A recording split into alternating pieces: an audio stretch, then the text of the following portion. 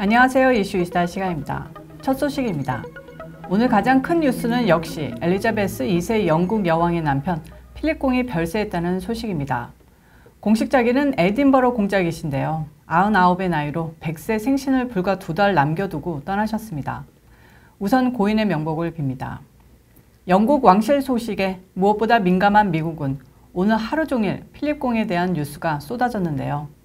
공식적인 발표는 영국 시간 오늘 오전에 나왔습니다. 버킹엄 궁은 성명을 내고 필립 공이 이날 아침 윈저성에서 평화롭게 세상을 떠났다고 밝혔습니다. 잠시 필립 공의 양력을 보자면 1921년 그리스에서 태어났고 1947년 엘리자베스 2세 여왕과 결혼한 뒤 사상 최장기간인 70여 년간 군주의 남편이라는 자리를 지켜왔는데요. 훤칠한 외모와 영국 신사다운 품위와 지성으로 젊을 때는 연문도 끊이지 않아 엘리자베스 여왕과 불화도 있었던 것이 사실입니다. 그는 여왕과 결혼하며 그리스와 덴마크의 왕자 지위와 해군 경력 등을 모두 내려놨으며 1953년 여왕이 즉위한 이후 정치적, 사회적 격변을 모두 함께 헤쳐왔습니다. 넷플릭스 드라마 크라운을 보시면 필립 공에 대한 많은 사실들을 알게 될 겁니다. 여왕의 남편으로 살아간다는 것이 화려함보다는 오히려 족쇄가 됐을지도 모르겠습니다. 필립 공은 나이에 비해 항상 건강한 상태였다고 하는데요. 96세가 돼서야 왕실 공식 업무에서 은퇴했다고 하네요. 필립 공은 여왕과 함께 신종 코로나 사태를 피해 지난해부터 윈저성에서 지내왔습니다. 올해 2월 감염증 치료를 위해 입원했다가 심장 수술까지 받고 약 4주 만인 지난달 중순 퇴원했는데요. 건강이 위태위태했는데 결국 고비를 넘기지 못했다고 합니다. 필립 공은 여왕과 슬하의 찰스 왕세자를 포함해 자녀 4명과 윌리엄 왕자 등 손주 8명, 증손주 10명을 두었습니다. 전 세계에서 애도 물결이 넘치고 있는데요. 영국 총리는 크게 슬펐다면서 필립 공은 영국과 코먼웰스, 전 세계 여러 세대로부터 애정을 받았다고 말했습니다. 바이든도 애도 성명을 냈고 트럼프 전 대통령도 조만간 애도 성명을 발표할 예정입니다. 한편 무엇보다 슬플 엘리자베스 여왕은 어떤 애도의 뜻을 세상에 전할지 세계 모든 사람들의 눈과 귀가 쏠리고 있습니다. 얼마 전 손주 며느리죠. 미국의 이혼녀 출신의 흑인 혼혈 여배우 메건 마클이 며느리로 들어왔다가 오히려 남편인 해리 왕자를 꼬드겨 미국으로 딴살림을 차려나가 시댁인 영국 왕실과 연을 끊은 것도 모자라 왕실을 욕보이는 인터뷰를 해서 영국 왕실이 수모를 겪고 있는 와중인데 여왕의 마음고생이 너무 심할 것 같습니다. 실제로 여왕의 지인인 작가 케이티 니콜은 지난달 연예 전문 매체 베너티 페어에 언론과 공식적인 인터뷰를 한 적이 없는 엘리자베스 여왕은 충격적인 폭로와 이로 인한 왕실 명성 훼손 가능성 때문에 망연자실하고 있는 것으로 안다면서 여왕은 심장수술을 받고 병원에서 회복 중인 남편 필립 공을 걱정하고 있다고 전했습니다. 엘리자베스 여왕은 결혼 50주년 기념 연설에서 필립 공은 모든 세월 동안 나의 힘이었고 의지처였다라고 말했는데요. 이제 홀로 남겨진 여왕의 건강이 정말 걱정됩니다. 만수무강하시길 빕니다. 다음 소식입니다. 바이든이 미국 2022년도 예산안의 윤곽을 공개했습니다. 올해보다 8.4% 증액되는데요. 공화당이 가장 중요시하는 국방 예산은 1.7%만 올리고 교육, 보건 등 비국방 예산에만 16%를 증액해 반발이 클 것 같습니다. 발표에 따르면 바이든 행정부는 2022 회계연도, 그러니까 2021년 10월 2일부터 2022년 9월 30일까지 집행되는 연방재량 예산으로 총 1조 5,200억 달러를 제시했습니다. 이는 2021 회계연도 1조 4천억 달러에 비해 8.4%, 약 1,180억 달러가 늘어난 규모입니다. 이 예산을 보면 1조 9천억 달러 코로나9 예산과 2조 2,500억 달러 인프라 투자 예산이 얼마나 말도 안 되게 천문학적인 예산인지 조금 감이 오실 겁니다. 바이든이 취임한 후 발표한 예산이 오늘 2022년도 예산까지 합쳐 지금까지 5조 달러인 겁니다. 돈에 대한 감각이 없는 사람 같습니다. 달러가 무슨 모노폴리 게임에서 쓰는 가짜 돈도 아니고 잠깐 이야기가 샜는데요. 이번 예산에는 분야별로 교육비 지출이 무려 41% 늘고 보건 분야는 23% 증액하는 등 사회복지 관련 예산이 크게 증가했습니다. 총 비국방 예산은 7,694억 달러로 올해보다 15.9%나 늘게 됩니다. 반면 국방 예산은 7,530억 달러로 1.7% 소폭 상승하는데요. 공화당은 4 내지 5% 증액을 요구했으나 이에 크게 못 미쳐 의회에서 격돌이 예상된다고 하네요. 하도 조 단위로 쏟아져 나오는 예산 이야기를 많이 들어서인지 저까지 돈에 대한 감각이 무뎌지는 것 같습니다.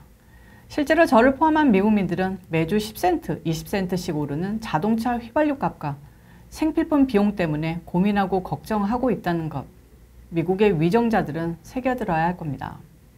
다음 소식입니다. 전직 NFL 프로풋볼 선수가 총격으로 5명을 살해하고 다음날 새벽 스스로 목숨을 끊는 사건이 또 발생했습니다.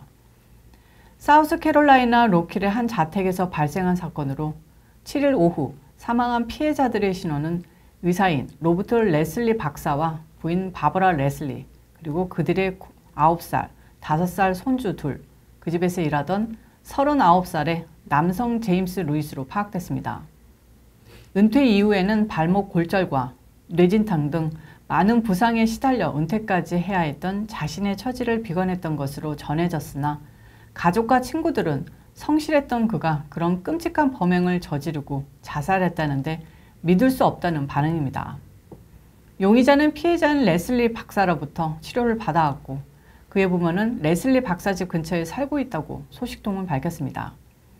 피해자인 레슬리 박사는 잘못된 환자를 만나 온 가족이 살해당하는 참혹한 결말을 맞았습니다. 피해자들의 명복을 빕니다. 자, 이번 사건은 조지아의 애틀랜타와 콜로라도 사건 등 최근 잇따른 대형 총격 참사로 인한 조 바이든의 8일 총기 규제 대책 발표를 불과 몇 시간 두고 발생했는데요.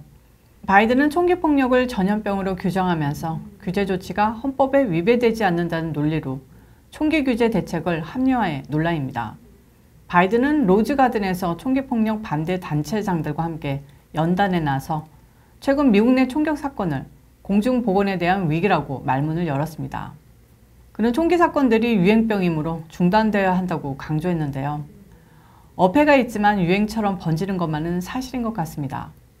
하지만 왜 하필 공화당 대통령이 물러나고 민주당 바이든이 백악관에 입성하면서 일련의 총기 사건들이 유행처럼 번지는지 고개가 갸웃거려지는 게 사실입니다. 바이든은 발표에서 소비자가 부품을 개별적으로 구입해 스스로 제작하는 일명 고스트건을 엄격히 단속하겠다고 밝혔습니다. 고스트건은 말 그대로 유령총인데 부품을 조립한 것이라 일련 번호도 없고 규제 대상에서도 제외돼 범죄에 사용됐을 경우 추적하기가 어렵습니다.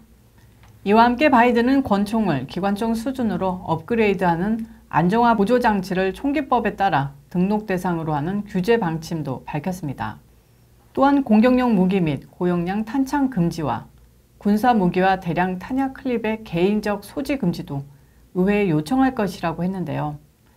마지막 두 가지의 경우 총기 소유의 자유를 보장한 수정헌법 2조를 침해하는 조치라 논란이 될 것으로 보이네요.